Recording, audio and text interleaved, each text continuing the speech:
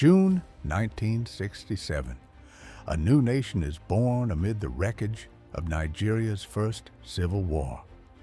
10 million people in the oil-rich eastern region, calling themselves Biafrans, are suddenly cut off from the world.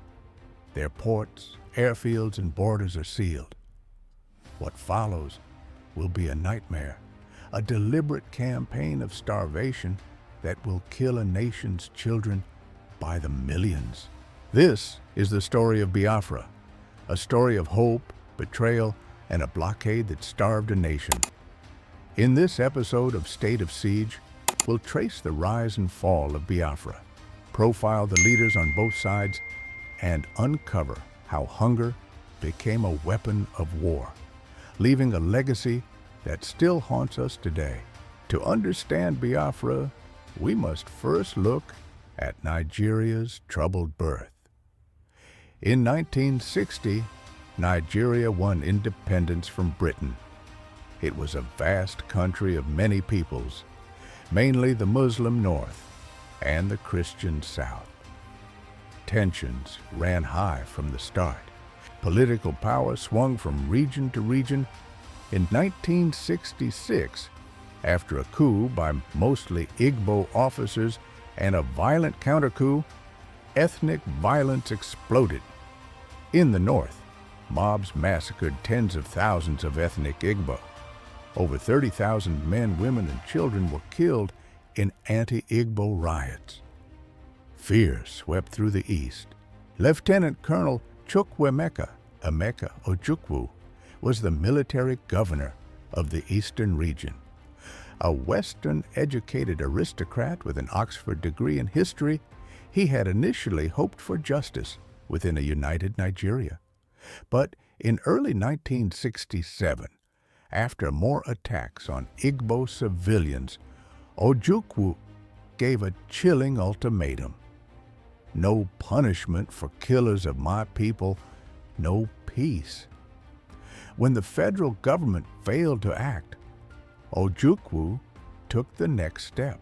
May 30th, 1967, in the capital city of Enugu, Ojukwu declared the independence of the Republic of Biafra. Nigeria suddenly had its first secessionist state. In response, General Yakubu Gowon, Nigeria's young head of state, wasted no time.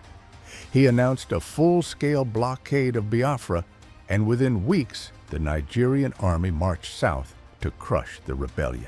Few believed a tiny landlocked state, cut off by hostile neighbors, could survive a war against Nigeria. Biafra had limited weapons and hungry farmers who served as soldiers. Nigeria, by contrast, had the largest army in Africa, its air force supplied by Britain and the Soviet Union. The stage was set for a brutal conflict.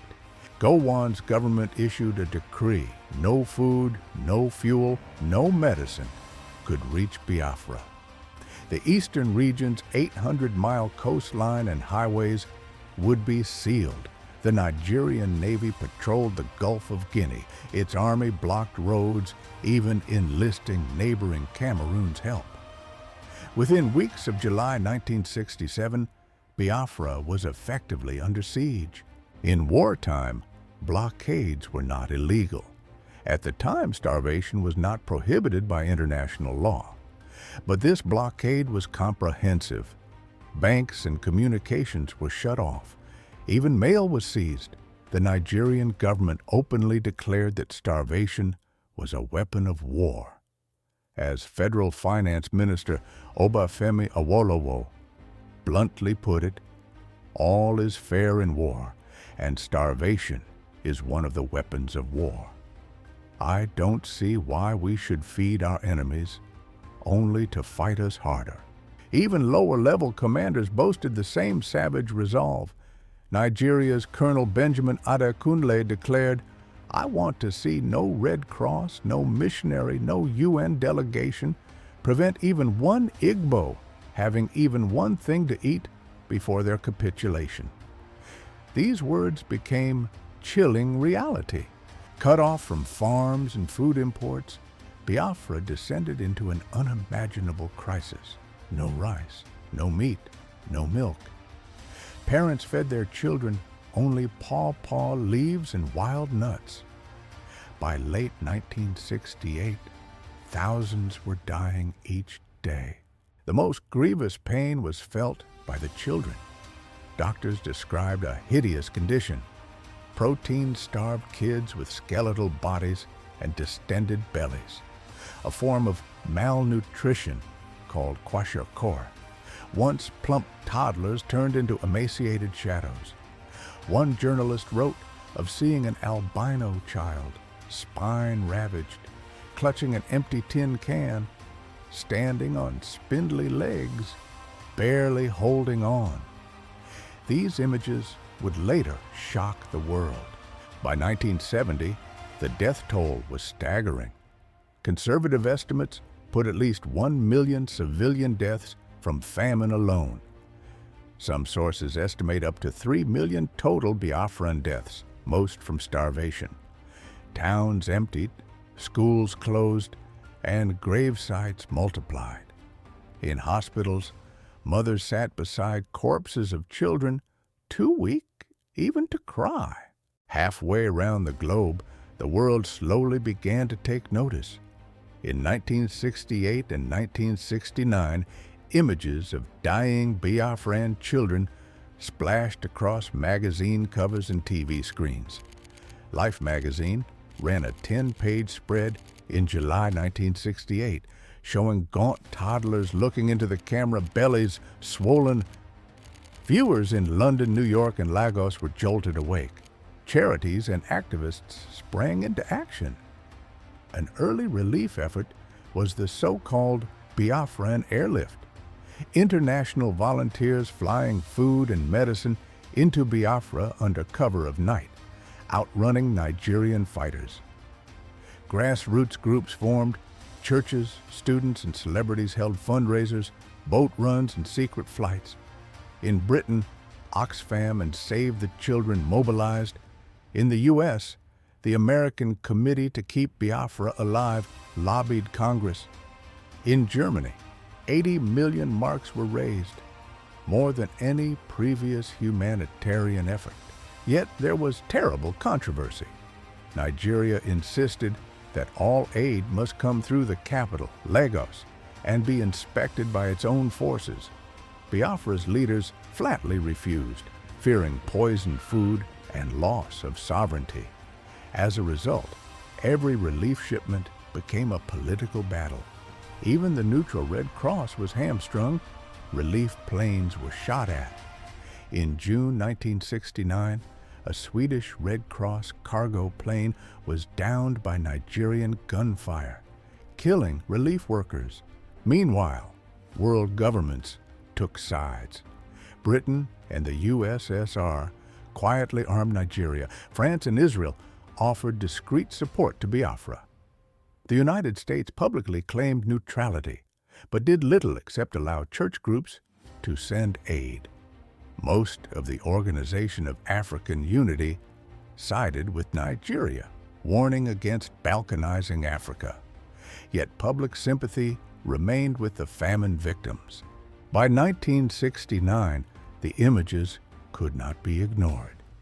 Sunday papers in London and New York splashed headlines: "Children eaten alive, Nigeria bombs own people." The Biafran famine became, in the words of author Chimamanda Ngozi Adichie, one of the last wars in which black and white photographs played a major role. Even newspapers in neutral countries took note. Protest rallies erupted in Europe and America. Those haunting photos did move people. Around the world, individuals donated millions. But deeper questions lingered. Was raising aid for Biafra prolonging the war? Would Nigeria use the pause to rebuild its army? Critics on all sides debated whether humanitarian impulses were being turned into a political weapon. But for Biafrans on the ground, there was no choice. At the heart of this drama were two men, Lieutenant Colonel Emeka Ojukwu and General Yakubu Gowon. Ojukwu, 33 years old in 1967, became president of Biafra, a symbol of Igbo resistance. He addressed starving crowds with defiance, famously saying, "We do not play politics. We are not masochists. We are people who choose to hunger a little to remain alive," willing to let themselves starve rather than submit. Opposing him was General Yakubu Jack Gowon of Nigeria, head of the federal government. Gowon was a Christian from the north who had seized power in 1966. He believed fiercely in a united Nigeria. After the war, he would famously declare, "No victor, no vanquished," to ease tensions. But during the war, Gowon personally oversaw the campaign to retake Biafra. Under his command, Nigeria forged its biggest army ever and even created an air force from scratch. Other men shaped the conflict. Colonel Benjamin Adekunle, Black Scorpion, led Nigeria's brutal ground offensive and had boasted of starving the Igbos. On the Biafran side were commanders like Philip Effiong and Colonel Timothy Onwatuegwu, struggling to hold the starving republic together. But as food ran out, even the best generals could not save their starving nation. By early 1970, Biafra was a shadow of its former self. The Nigerian army had by now encircled the last strongholds, the port of Uli and the city of Owerri. In January 1970, Nigeria launched Operation Tailwind, a short, decisive campaign that finally broke Biafra's defenses. Facing inevitable defeat, President Ojukwu fled into exile. The remaining Biafran government, led by General Philip Effiong, surrendered on January 12, 1970. The so-called rising sun of Biafra is set forever. It will be a great disservice for anyone to continue to use the word Biafra to refer to any part of the East Central state of Nigeria. The tragic chapter of violence is just ended. We are at the dawn of national reconciliation.